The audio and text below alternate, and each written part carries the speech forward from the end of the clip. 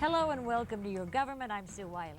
There are certain people in whom the public holds a deep and abiding interest, a curiosity about how they live, what they do, what they say, what they feel, whether they are in or out of the public eye, whether they seek the spotlights or the shadows, they remain celebrities, and our guest is one of those people. John Y. Brown is a celebrity. He was one before he became governor and one before he married a celebrity, and now with both the political career and the marriage behind him, he is still the object of much public attention and still the possessor of much influence. And now, for the first time since his governorship ended, John Y. Brown is putting his influence behind a public cause, but for very personal reasons. He has been tapped by Governor Paul Patton to help lead the administration's Council on Domestic Violence. Title, co-chair along with First Lady Judy Patton, salary zero, motivation, the bloody battering that his sister allegedly suffered at the hands of a male companion a few months ago.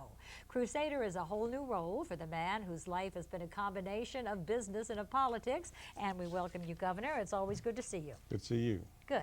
Carl West, editor of the Frankfurt State Journal, is with us, and Angie Muse, who is Frankfurt bureau chief for the Lexington Herald Leader, is here. Carl? Governor, you've mentioned that you plan to deal with this issue through public speaking. I wonder what else you have in mind.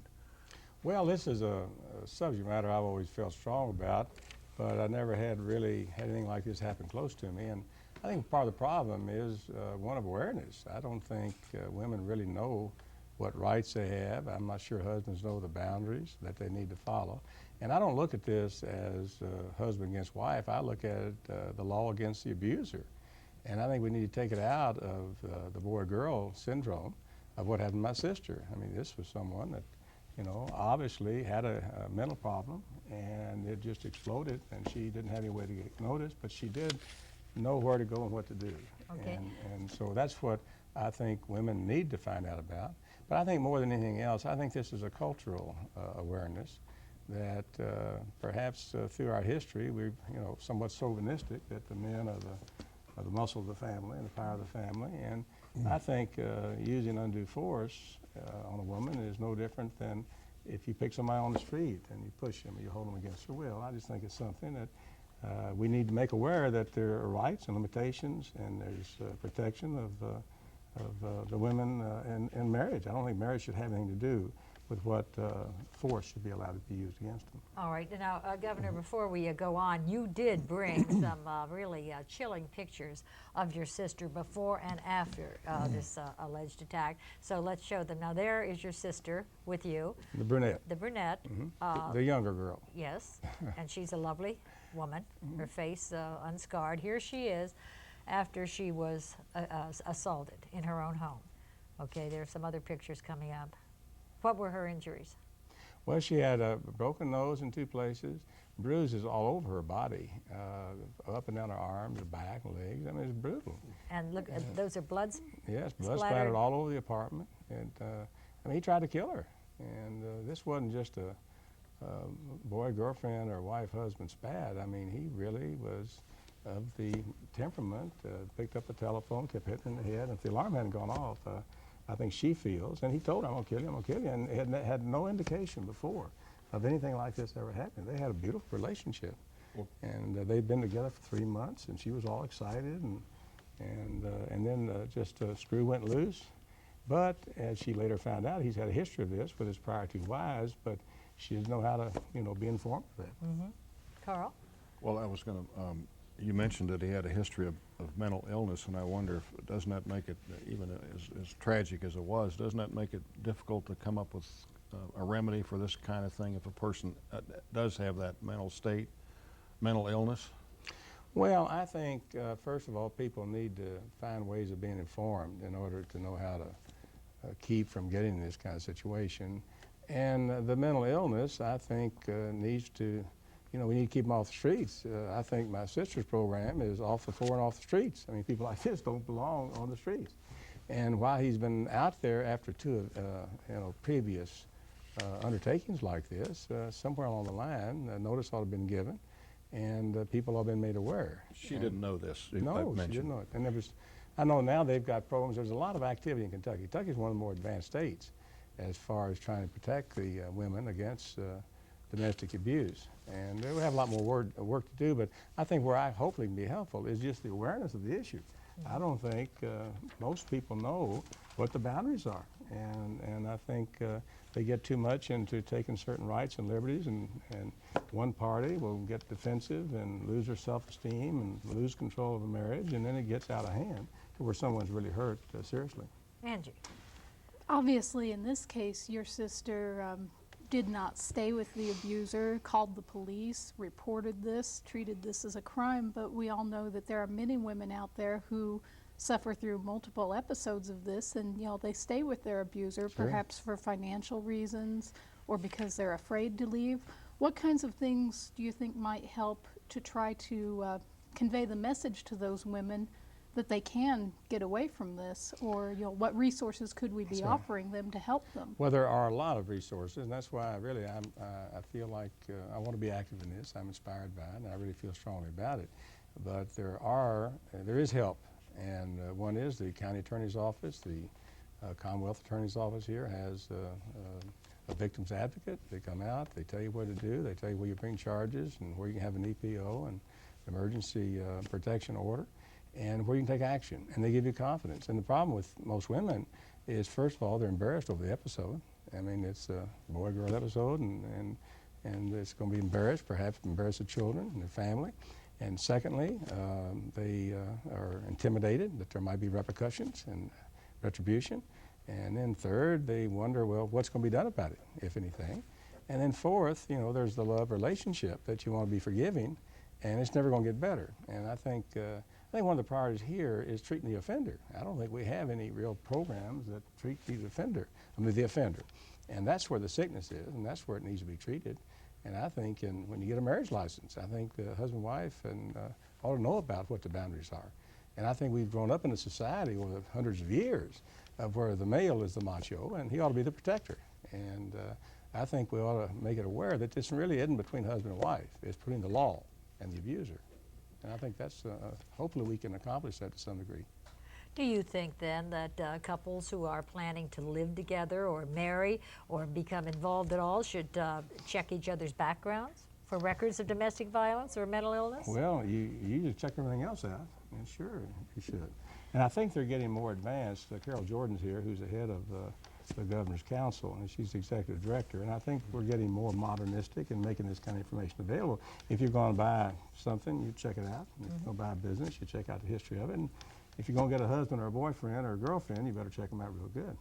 Okay, now your high-profile family surely had to think about going so public with this, because as you said, it's embarrassing for a woman to admit that she has been the victim of abuse, even if it's not her fault in any way.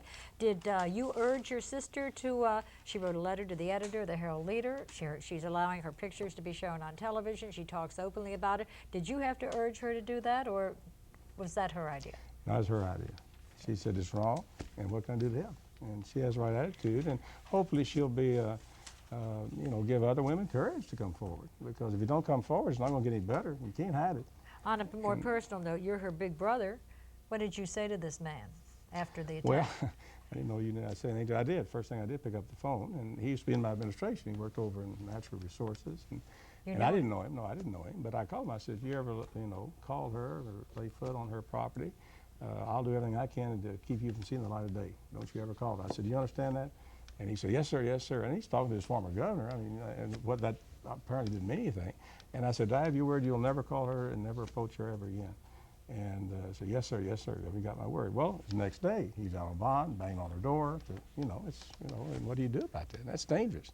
And then my natural action is, well, what can her brother do about it, Let me just get, go over and settle it myself, give him some of his own medicine. If I can't help, I'll get some help. Did you think about doing that? I did, but I thought twice.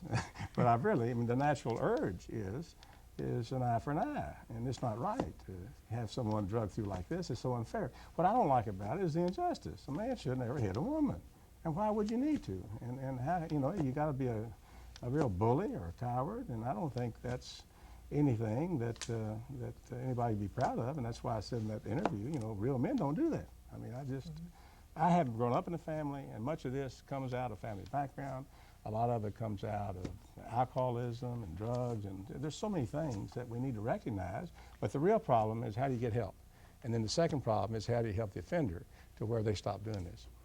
Are you satisfied with the way the matter's been handled so far with the alleged assailant? He released on bond. He was indicted on second-degree assault.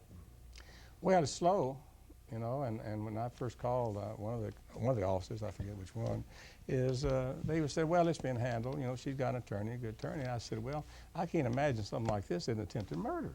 And, you know, it's some kind of battery charge or assault charge. And I didn't really know what all the laws, and I called Senator Maloney and tried to find as much as I could. But I didn't really feel like there was much awareness, because this is boy-girl. And it really has nothing to do with boy-girl. And one of the, I guess, sheriff's department said, well, what provoked this? And I thought, well, what difference does it make what provoked it? I mean, that's beside the point. The fact is that no person should be allowed to use undue force on another person. And, but that's pretty much the, I think, the psychology of the public. And that is, well, you know, it's a love relationship, and hopefully we can educate the public that that really shouldn't have anything to do with it. Well, let me just interrupt long enough to say, just before you came to the program today, the Supreme Court, the state Supreme Court, did decide that domestic violence laws do extend to cover domestic partners of the same sex. Does that make sense to you?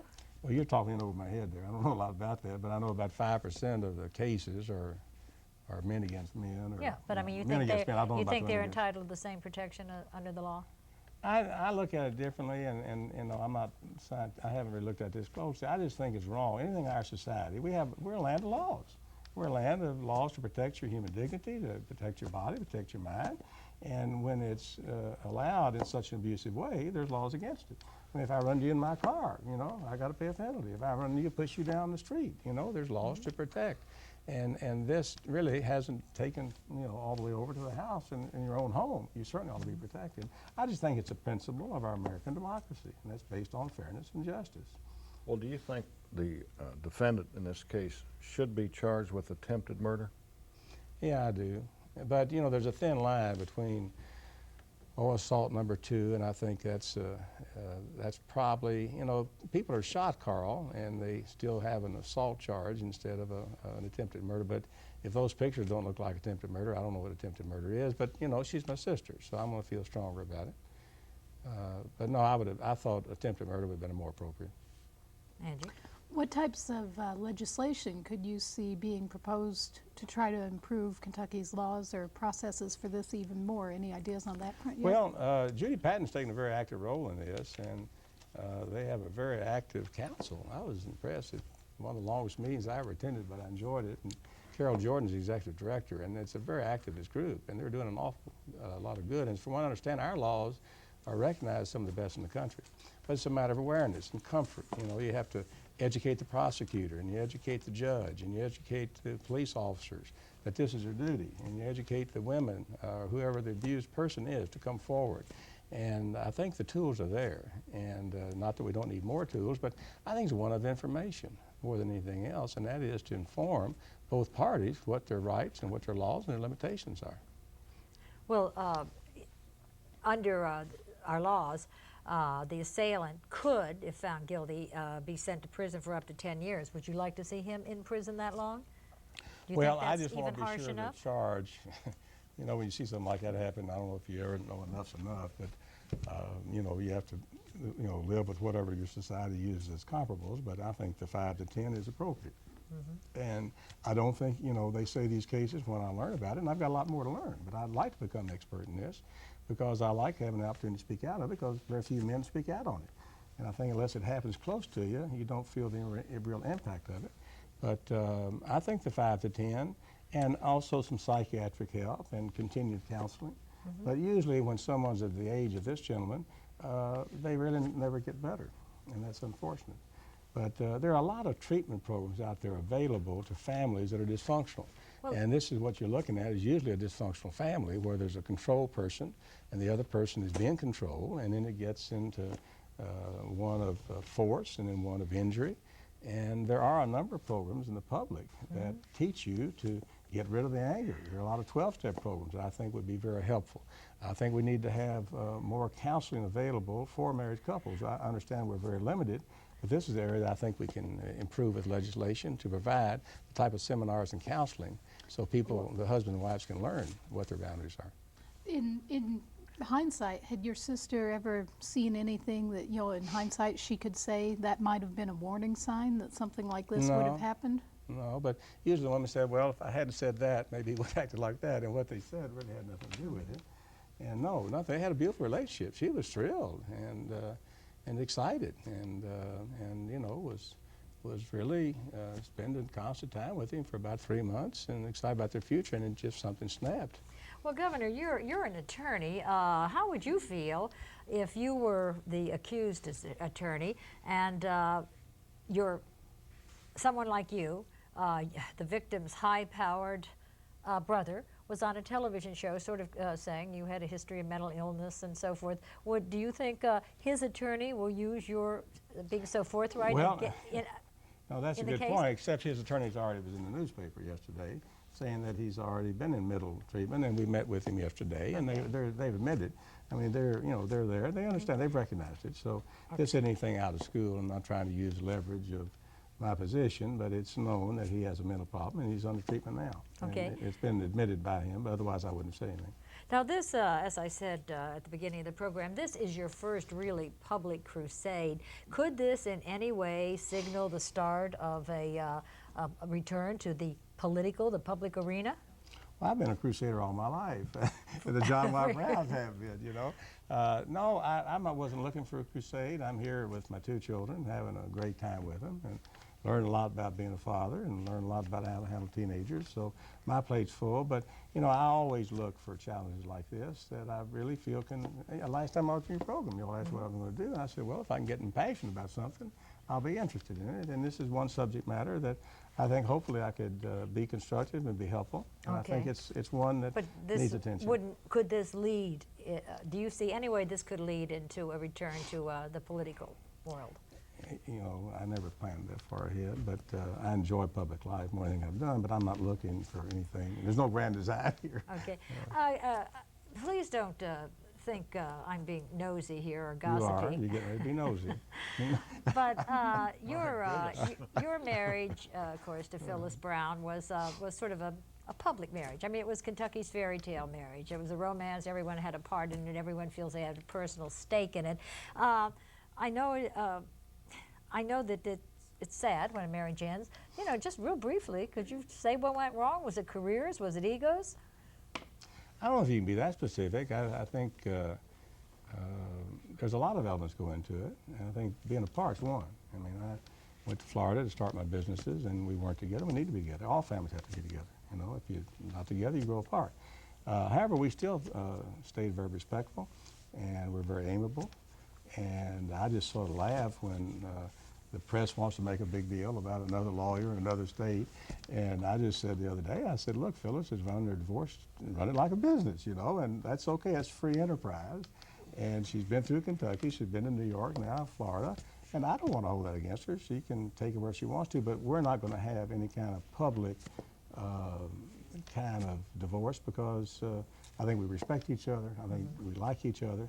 And our children are most important. And if you've ever been to a divorce lawyer, I mean, they're promoting the next Super Bowl, and they all abolish divorce lawyers. But I think the key is don't let emotions get into it, because it doesn't. It's really a business deal, a family deal. And she's come home for Christmas. We'll have Christmas with the children. Well, just in retrospect, you say you spent a lot of time away on your own business in Florida. Would you change that? Would you? No, it's necessary. You know, we had a pretty abundant lifestyle, and you know, you don't just quit. You have to keep on making income, and so it was necessary for me to go to Florida. And I think, you know, our family should have stayed together. But nevertheless, you know, you can look at everything from 2 sides. We have 2 wonderful children. We had a great career together, and I think we both benefited from it. I don't think I could have done what I did without her, and vice versa in many ways. She excelled, and hopefully we have great memories and we have a great tradition we can be proud of. And there's not going to be any bad divorce. It's just been a long time for us to get the divorce, but I think to both of us, our children were the most important. And I'm sure it'll all happen properly in time. Good. Carl. Governor, a political question. Since you were a guest in the Lincoln bedroom a couple of times, will all the Is this a scandal question, Carl? it's a scandal kind of question. Okay. Will all the controversy surrounding the White House fundraising prove fatal, in your opinion, to Al Gore's presidential nomination ambition?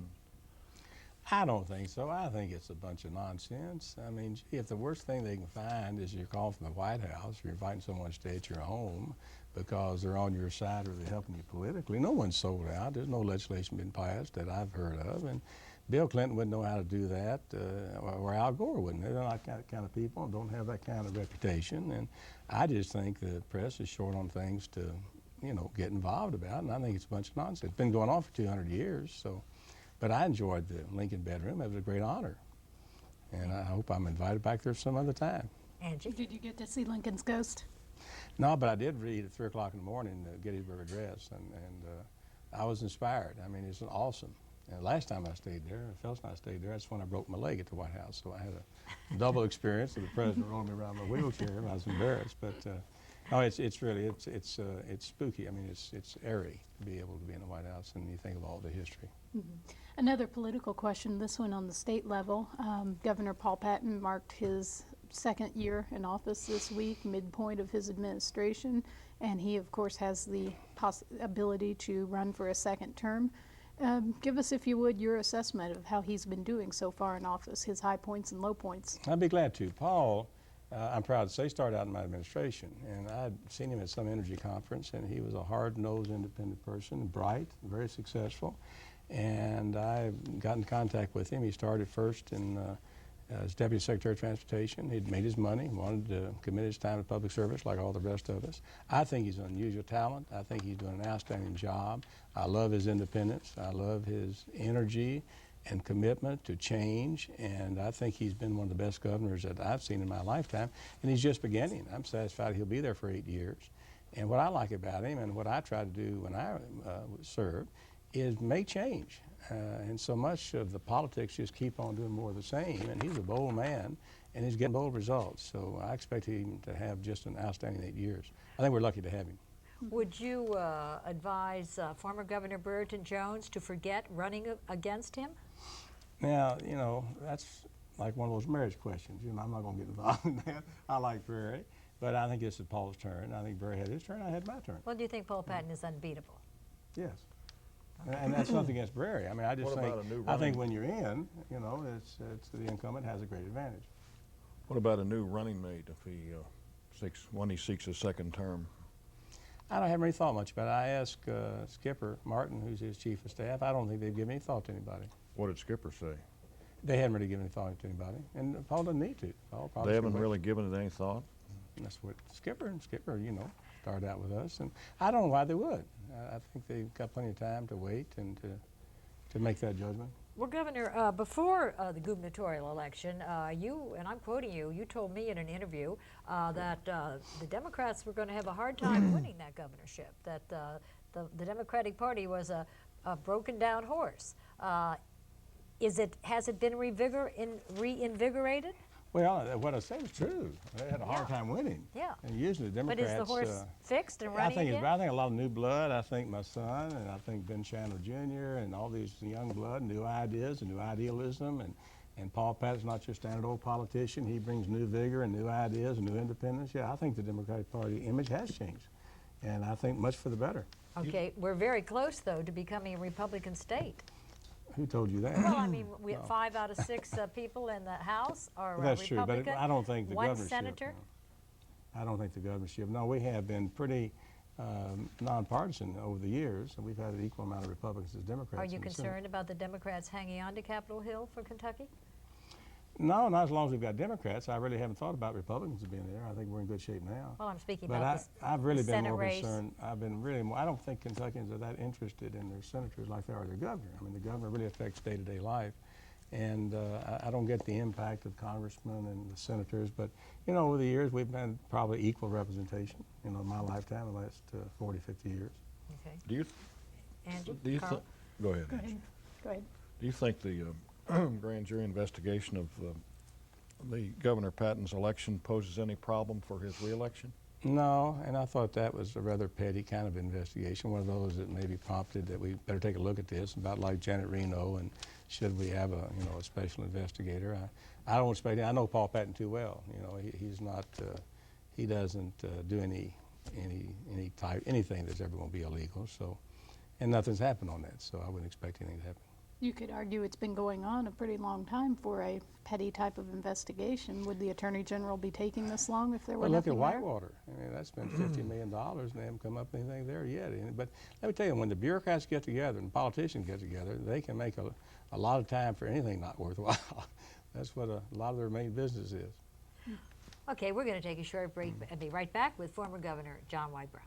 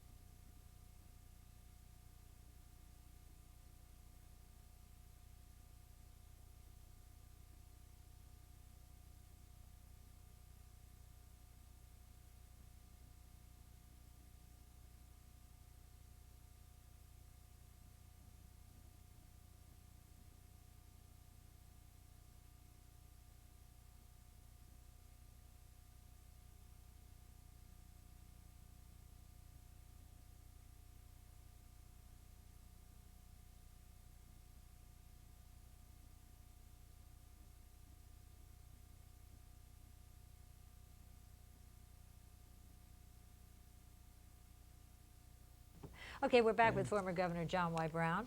Angie, Carl? It's your turn. Okay. Looking at the other state issues, you know, once again, do you see any other causes that could either link with this or you might get involved in as a spinoff of this? Could be. I mean, I'm excited about this. I'm inspired by it. You know, not necessarily public office, but just being involved with a public cause. And in different charities. I'm very active with Norman Vincent Peale and the Power on Positive Thinking. And I used to be a pretty good speaker, if I'm not too rusty. I enjoy doing that type of thing. And I have a lot of experience to draw from. So hopefully I'm at a point in my life where I can do some positive things. Governor, how far down on your list of priorities now is making more money? Well, it never was, other than when I made it the first time. It was wonderful. Not to have to go begging to the bank anymore. But no, but business is exciting, but business is hard. I had to start 3 companies from scratch in Florida. That was hard work. But I don't want to have to undertake something like that. But I don't know. I'll probably look at business, but it's not necessary. I never enjoyed business, if you can believe that. I enjoy public service. But business is, you're never quite there. You're always hoping, and you're always changing. And I don't think in my career I can say I ever really enjoyed business. Kentucky Fried Chicken was such a fast-growing monster. And so I'm enjoying my life. I'm in a good part of my life, and I'm looking forward to the future. Good. And can I say something about you? Is it announced that you're leaving? Yes. It has been announced. Let me say this on behalf of at least myself and being around Kentucky all my career. I want to congratulate you. I think you've been a big contributor to the news in this community, for that matter, throughout Kentucky. And Thank you, Governor. I sort of think of you as one of the legends. Not many people last 30 years in anything. And I want to congratulate you on a great career. Thank you, That's Governor. okay. I appreciate that. Okay, Carl West, editor of the Frankfort State Journal, Angie Muse of the Lexington Herald Leader have been our panelists, and I'm Sue Wylie. Thank you for being with us.